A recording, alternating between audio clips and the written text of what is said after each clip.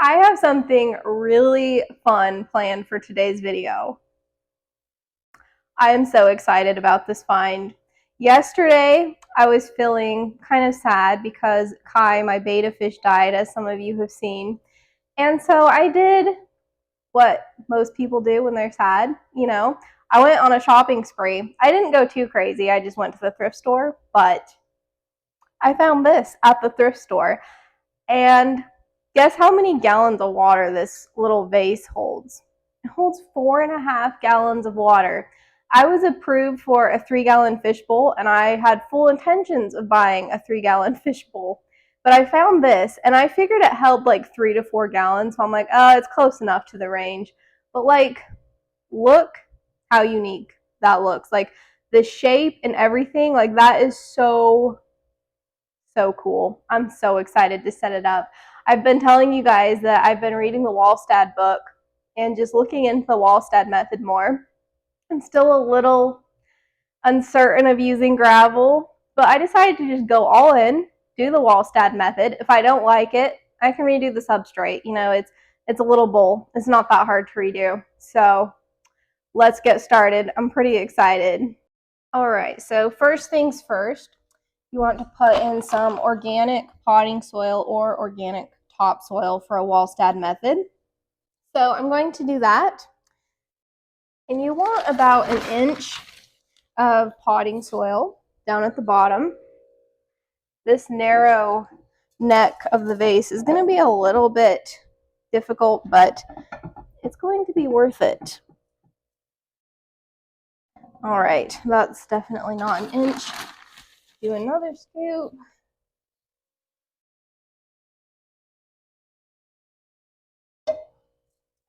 I think that looks like enough. Let's see.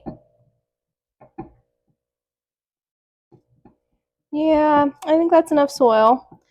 Looks like it anyway. There we go. So now I'm just going to come in here and just spray the potting soil down. Hopefully I don't break the bowl. The shape is just a little bit difficult. Maybe this will make it easier. No, can't really tip it on its side because then it doesn't have water. Let's see. Maybe I'll just dump some water in here just to kind of wet it down before I add the gravel.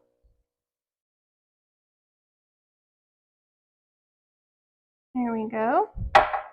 This right here is why I like using aqua soil, because you don't get your hands all muddy.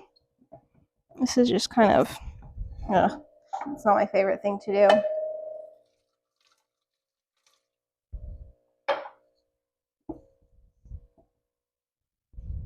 And you don't have to do this, but it does make it easier just to deal with the soil. It's not, so fine. There we go. Now I need to somehow get all that rinsed off of the sides. You can see there's plenty in the back, just up on the side. All right, so now that I have the soil washed off the side, I'm going to add gravel. And as you can see, I tried to buy really fine gravel. I'm not overly fond of the color. However, I wanted a very fine aquarium gravel, something that's not going to allow the tannins from the soil to leach through as much. I bought 2 bags in case one wasn't enough. And you want like 2 inches of gravel on top. So that looks like that should be about right. Maybe I won't need the second bag. Alright, does that look like 2 inches? Let me pull out my measuring stick. I'm not very good at guessing these things. Let's see. Not quite 2 inches, so it's good till I grab the second bag.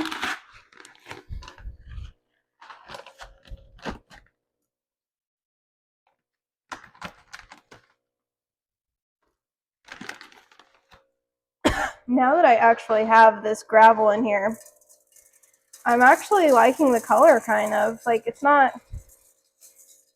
too bad. I think it looks pretty. Plus, with the Walstad method, she doesn't really use a whole lot of scape, like aquascaping. She tries to like keep plants and stuff in there mostly. So most of this gravel is going to just be covered by plants anyway. You're not really going to see it a whole lot once the plants grow in. Let's see. Where did I put my tape measure? Oh, here it is. I should see if I actually got an inch. Oh, I think I got more than an inch of potting soil down, so maybe I added a little too much. Wait, that's still not 2 inches. All right. I'm just gonna dump this all in. And if it's still not 2 inches, oh well, should be fine.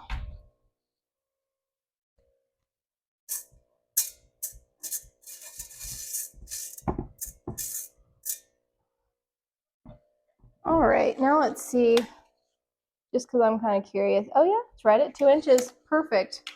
Guess I did need both of the bags after all. It is time for the fun part, the planting. So I've had this cup of plants that's just been sitting like on a windowsill for about a month, I think. There's some Walstad in here, so I might glue that down to a little rock. Then I have some Anubias that I might also glue to a rock, but that will be like the only hardscape. And then over here, I just threw them in here, but I bought some Ludwigia, like some red Ludwigia. I brought some Crips, and I also bought a Madagascar lace. And I'm thinking I will put the Madagascar lace right in the middle, and then the Ludwigia in the back to kind of get tall in the background, and then probably put the Crips all around that, also with like the Walstad and Anubias in the front. So it's going to be a very simple look. It's not going to be super aquascaped, but it will be planted, and I'm just super excited to try this and see how it turns out.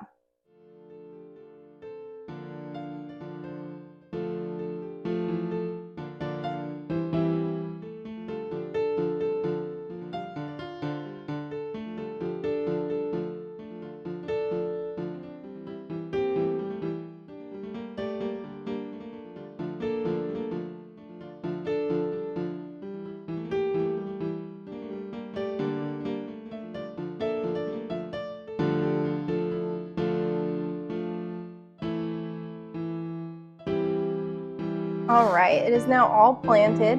Now I need to fill it up with water. I'm guessing as I fill it up, some of the Ludwigia is going to come out, but first I'm going to put this in here to just kind of break the water so that I don't mess up the gravel and then have potting soil coming up, because that is just a disaster if that happens. So I'm just going to fill it up slowly.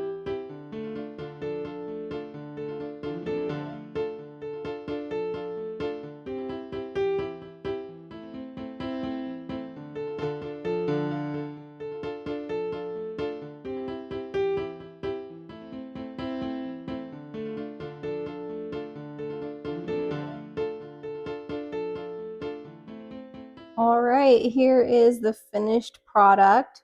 Well, not quite finished. I feel like it's missing something, but the plants are all in, and I can't wait to watch them grow in. Here's what this looks like now. It's still kind of a mess, but now I just feel like I need a fish tank right here. I don't know. I'm thinking like a 10-gallon tall would look really cool, or like a 20-gallon tall, but I would have to get approved for it. So yeah, overall, I really like it. It's not as scaped as I would like, but the Walstad method relies heavily on just plants. She even recommends, if you do add scape, to put it in first and then put the soil and gravel in, which, you know, you would be covering up a good part of your scape by the time if you did that. So I decided to just stick with plants. I do have these 2 rocks. They're not very heavy, so it's not like they're going to be like causing too much like anaerobic soil down here beneath them where it's going to cause roots to rot or anything. So I think that should be good. I also put these here. They stay shorter, so that way the front of the tank, you can still see in the front once all these plants grow in. And then there's a little rose, I think it's a rosette sword. They stay small. I'm hoping it gets just tall enough that it like peeks over what's on these rocks. And then you'll have the Madagascar lace behind here that will really, I'm hoping it just grows out and fills up all of this middle space. And then the Rotala is already almost tall enough to be trimmed, but I'm just going to let it settle in. I'm not going to trim it right now, but when I do trim it, then I will replant back here, which is going to be a little difficult, but I think this vase looks so unique. Like, who else has a fishbowl that looks like this? It's worth it to me to deal with the narrow neck at the top. So pretty. And then all of the crypts are all around. They're just on the sides mostly. And then I have one sort of in the center next to the sword plant, but not quite, or not sword plant, Madagascar lace. And then let me just move this. And then back here as well on the sides. So yeah, I love crypts. They're one of my favorite plants. I can't wait to like watch them grow in. I hope they get very nice and large. I will not be putting a heater or a filter in here. And I think what I'm going to stock it with is, I think I'm going to put like a few celestial pearl danios in here because they don't need warm water, and then shrimp. But I'm thinking I'm going to do like a Skittles tank. I think I'll do blue Rilly shrimp, red Rilly shrimp, and orange Rilly shrimp in this tank. I think that would look super fun. They would all pop in here really well. And then the CPDs would look really cool in here. They would match the gravel a little bit, so, you know, not overly fond of that, but they would look very beautiful in here. I've never kept CPDs before, but they stay small and they don't need warm water, so I think that should be great. I toyed with the idea of using this as like a betta fish tank, but like 4.5 gallons, like it's almost big enough, but then it's kind of tall, and having a heater cord coming out the top would look kind of ugly. And like, I am always one to say like, keep your betta fish in as large of a tank as you can. So that would be a bit hypocritical of me to like put a betta fish in a vase, wouldn't it? So I'm just gonna put some shrimp and some very small fish in here. And yeah, I'm pretty happy with it. But I have these scissors for a reason. I want to put a little pothos vine sticking out of the top, and then just maybe try to like wrap it around here or something so it doesn't fall in. So let's come over here to this plant. Let's see, which vine is the longest? I think this vine right here should look nice. All right, that was longer than I even realized. So perfect. I'm gonna bring it over here. And then you just want to snap some of these bottom leaves off, which I probably need to get off the camera to do that. All right, so I snapped the 3 bottom leaves off. And you can see there's these 3 nodes. And I'm just going to stick those 3 nodes in, and all 3 of those can grow roots out. And then I'm just going to lay this across here like that. I don't know, that looks a little bit wonky. But hey, it's not falling in, so maybe I'll just leave it and see what happens. All right, now here is the actual final result. That is, until I add the fish and the shrimp, I'll probably add the shrimp first and then add the fish later once the shrimp are established. I'm loving it. I really like it. I tried to keep this pothos, like I put it down here. Whoops, so the root, let's focus. So the root is like kind of leaning up against here so it can't fall out. I didn't want it leaning on the light too much because the light is actually kind of hot, and so it would have just burnt it up. So I think the light does a fairly decent job at lighting this up. I bought this light off Amazon, and it was for the 3-gallon bowl, and it was supposed to sit on this platform, which this platform is large enough for that. but this vase was too big to sit on the platform. So I kind of like the idea of just setting a plant there and then swiveling it over to here. Like, I think it looks nice. I like this area. And then once you get over here, it's just a little too sparse. So if I don't end up asking for a different tank to put right here, I'm probably going to put like a larger plant right here or something. And then this will just, I love this. So cool. So I will not be adding fish or shrimp to this vase in this video or even today. I'll probably wait until next week. Although Diana Walstad does add fish or shrimp to her tanks, typically a few hours after setting them up. She checks the parameters. And I can't quote her on this. I could go grab the book, but I don't feel like taking the time.